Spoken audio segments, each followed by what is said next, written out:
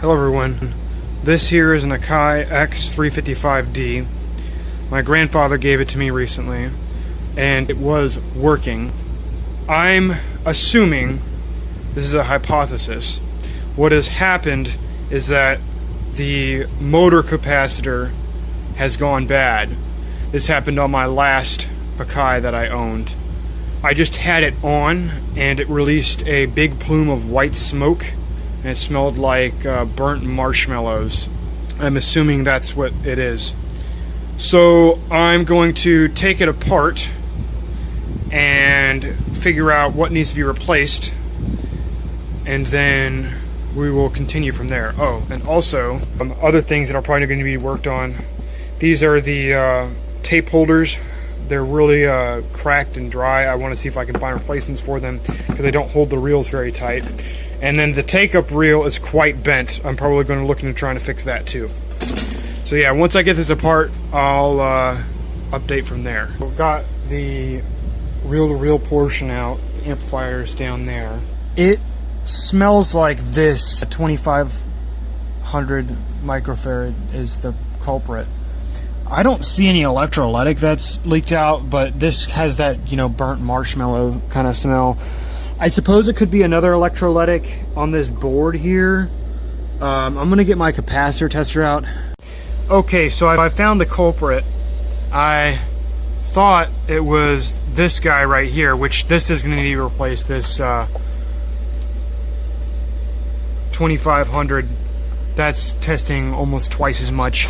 But if you look right there at that capacitor, it's cracked, and it actually shot its electrolytic all over this one and a bit on the motor there. So I was not correct, but that would explain why everything else was.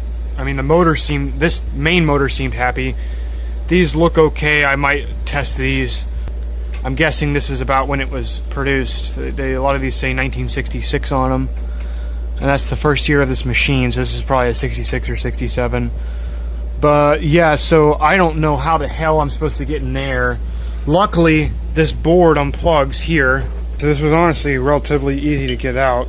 This is the capacitor here. This one right here, it spewed its guts. You can see some of it down there, so I'm not sure if this is corrosive or not, but I'll have to talk to some friends and see about an easy way to clean that off. Maybe some isopropyl alcohol or something. There's not too many caps on this board, so I'm going to see what I have. I'm looking through them right there, and I'll order what I need. But yeah, so that's the problem, and then I'll have to find a replacement for that because that's way off. Alrighty, so the components came in. You can see how much smaller the newer stuff is compared to the old stuff. I'm going to be going through and replacing all this, and when I'm done, I'll come back. So I got the board recapped, and I put on new resistors. I'm going to do a once-over of this again, make sure I didn't forget anything, and then I will put it back in the machine. Before I put it back together, I'm actually going to do something that it's going to make this a lot easier when it's out. This came with a rubber parts kit when my grandfather gave it to me. Now, the idler wheel has been replaced, and it has the old idler wheel in this. However, the belts in this are brand new. So what I'm going to do, because I've got it out, I'm going to go ahead and replace this belt, and this belt. There's only 3 in this, but you can see how much slack there is in these. There's probably still a little life left in this belt, but it can slip relatively easily. So I'm just going to go ahead and do that. I'm going to clean up this front panel. You can see how grimy it is, if it will focus. There we go. So absolutely gross it is. I'm going to see how clean I can get this. Okay, now I'm going to work on these buttons. I don't know how dirty they come across on camera, but they're pretty gross. Here is the front panel that is cleaned up very nicely. There's still a little bit of browning around the idler wheel area, but it's much cleaner. I also popped out a dent over here. Okay, I've got it back together now, and it is mostly functional. What I mean by that, I'll demonstrate it here in a second. There's some weird thing going on with the brake on this side, so whenever I rewind and stop, It's not supposed to be doing that. The brake should be coming on, and it doesn't feel like the brake's really turning on that side. I'm going to have to open it back up again and figure out what's going on with the brakes there. Okay, it appears I have remedied the issue with the tape unspooling itself because there wasn't enough brake pressure on this reel. Turns out that you can just adjust it from up here and not have to open it, so that was kind of cool to find out. Anyway, it is now working and not unspooling itself. Okay, so starting with recapping the rest of the machine. I'm not exactly sure what this is, but it connects to the side of the amplifier, and I had this out, so I recapped it first. Interestingly, a 0.1 microfarad capacitor, film capacitor, is very expensive, but I had two 0.02 microfarad capacitors, and I've had them in series, which makes a 0.01 microfarad capacitor. And this 100 microfarad capacitor, which tested at like 400, had to go, so I've replaced that with a new electrolytic there. This is a film capacitor, I believe, this yellow one here. So it tested okay, so it can stay. Not going to mess with that. Now I'm going to put this back on the side of the amplifier, and then I think I'm actually going to recap the power supply. What I've bought for the power supply is a little bit overkill. The reason why I've done it is because these will fit in these holders. Don't ask me why I thought I needed to do that, but I don't know, I guess so there's not big holes in the side of the power supply. Anyway, these ones that are coming out are 500 microfarad, 50 volt, I believe. And the ones that are going in are 470s because they don't make 500s anymore. And these are 200 volt. And then there is one other capacitor that goes on the bottom right here. So these two should be easy. The fun part about the other one is I'm going to have to find some way to extend the leads because these are snap-in capacitors. But like I said, I wanted something that was going to fit. And, you know, 200 volts, these should be not stressed out at all by what these are getting. Okay, that should be the power supply capped. Those are the new ones. This is the size difference.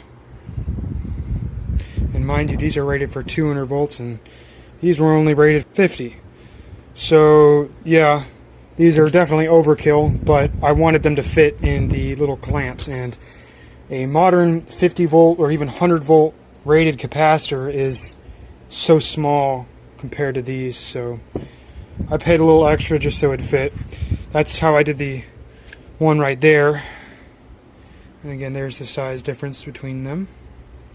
These are all resistors, and these, in my experience, are fine. That one is actually dead on pretty much. That one's 105, like 0.8 ohms.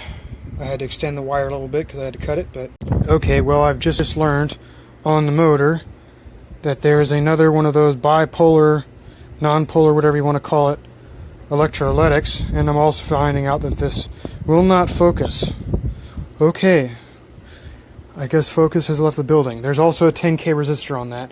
The oil-filled capacitors test okay enough. I don't think I'm going to worry about those. The resistor's actually burned up on that and it's out of circuit. Now the machine was working just fine, so I don't know if that's more of like just something to kind of smooth the voltage whenever you flip, you know, speeds or whatever. I'm not really sure, but it does function, although it would be wise to replace it. Now this, I have a couple to replace in this one. That's that little board that I've already worked on, and then there was a resistor there that has been replaced. But I think the rest of it's just going to be on these boards here, and then there's two right there. Okay, so I've replaced the electrolytics that were on the chassis of the amplifier. I don't know if this is going to upset anybody, but I ended up re-drilling some holes to make it so they'd support the smaller capacitors. I didn't want to run a bunch of wires all over the place. It's more secure like this. And, you know, there's not going to be capacitors that are that big anymore, so it's not really a point in keeping it that way. It's not exactly perfectly in line, but, you know, it does the job. I might go ahead and put it back together, because these I can get to, these little cards here, these circuit cards, circuit board cards, whatever you want to call them. Those come out without the unit being taken apart. There's just a big flap on the bottom. You can kind of see it right there. So you have access to all these. Now I'm going to start working on little circuit boards. Alright, so I've gotten one of the playback boards recapped. You can kind of see I didn't know what I was doing when I was doing those two. They were the first ones I did. Once I got over here, though, everything's nice and neat and orderly.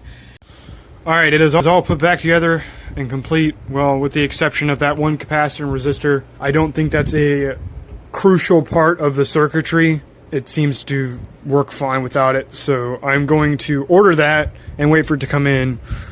And then I'll replace that. But for now, here it is, fully functional. Give you a little demonstration.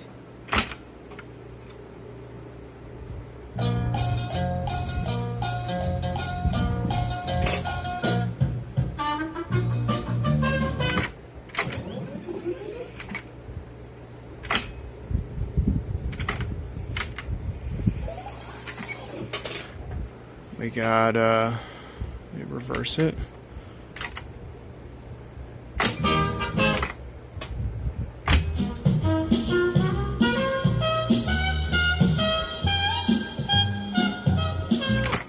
So this is a few weeks later. I'm realizing now, as I've been editing, that I'm missing a lot of content. The making of this video took over a month. In fact, I think it took like 2 months or so, and during that time I was really busy with some other stuff. So I think I ended up repairing a lot of stuff that I just never showed, but basic rundown of what I did. I recapped the relay board and put new resistors where resistors were needed on that. Recapped the power supply. Recapped the amplifier. I replaced the belts. Oiled most of the components. Motor, this flutter wheel thing, capstan. I have yet to replace that resistor and capacitor that is on the main motor capacitor. Instead of replacing these, because it would have been expensive, I actually just did some jerry-rigging here and put a felt pad on the end that I cut a hole in, and that actually works pretty well. I'm honestly surprised at how well that works. One other issue I have noticed with this machine is that there's excessive bearing noise coming from the main motor, and I believe the bearings are going to need to be replaced in this. So whenever I take it apart to replace the capacitor and resistor that's on the main motor, I will take note of what bearings it needs and replace that. But for now, it's been working. It just makes a little bit of noise. Since I'll be doing that, I'll probably replace the bearings in the take-up motors. Anyway, that is all for now.